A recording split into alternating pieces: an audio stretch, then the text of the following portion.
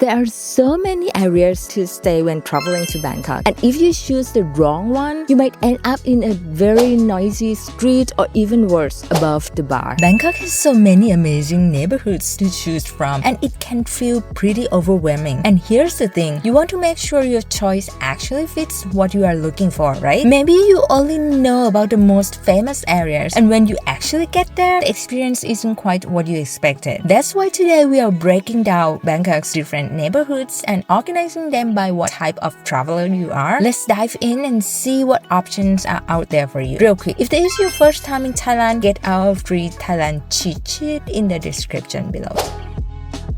If you are coming to Bangkok specifically for shopping, you would definitely want to stay somewhere close to all the action. I mean, who wants to lug heavy shopping bags across the city, right? Our Asian friends from Taiwan, Indonesia, and Malaysia absolutely love staying in this area. And it makes total sense because the hottest shopping spots are all clustered together. Siam Square, MBK, and Pratu Nam are practically neighbors. Here's what's great about the area. It's super convenient. You are right next to the BTS stations, which makes getting around a breeze. And there are tons of accommodation options to choose from. But let's be real about the downsides too. It gets pretty crowded since it's such a popular shopping district. Traffic can be intense and it might feel a bit chaotic if you are someone who prefers a quieter vibe. Next up is for party lover, and I'm talking about Khao San Road and Sukhumvit areas, specifically around Soi Nana and Soi Cowboy. Here's what's awesome about these spots. When you are done partying and ready to crash, you can just stumble back to your hotel in just a few minutes. This area are packed with every type of bar and club you can imagine. And if you're looking for a budget-friendly and party scene, Khao San Road is still a pretty awesome backpacker hub. Now, there are some downsides you should know about. It's going to be loud and crazy and pretty much 24/7. So if you are a light sleeper, you might want to pack some earplugs. Also, Khao San Road doesn't have a SkyTrain or subway station, so getting around the city can be a bit of a hassle. And heads up, if you are not a fan of the smell of weed, these areas might not be your thing because you will catch that scent pretty much everywhere.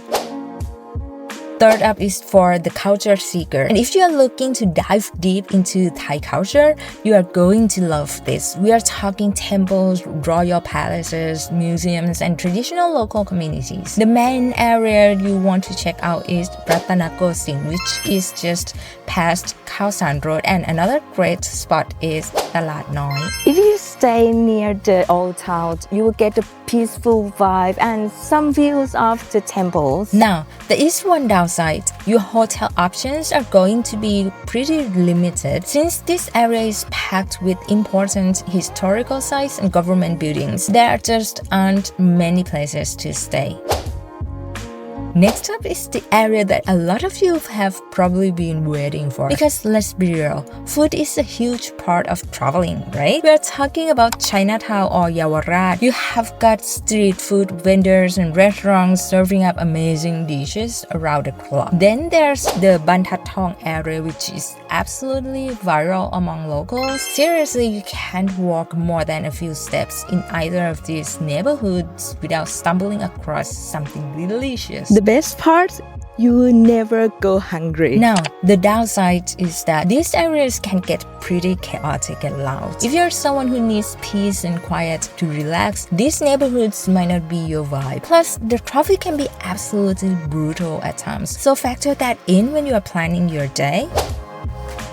This area is perfect if you are not into all the hustle and bustle. First up is the Ari neighborhood. It's right in the heart of the city, but it has this chill, laid-back vibe and still surrounded by local residents soon. That's totally different from the chaos elsewhere. What's really cool about Ari is that it's cafes and restaurants heaven. I'm talking cafe hopping paradise. You could literally spend an entire day going from one amazing coffee shop to another. The only downside is that during the rush hour, you might hit some traffic since it's still in the city center with lots of offices. Then there's Bang Krachao area, which is a bit further out from the city center, but trust me, it's worth it. This place is literally called the green lung of Bangkok by the locals, and you can actually breathe fresh air there. It's perfect if you want to escape the pollution and noise of the city. Plus,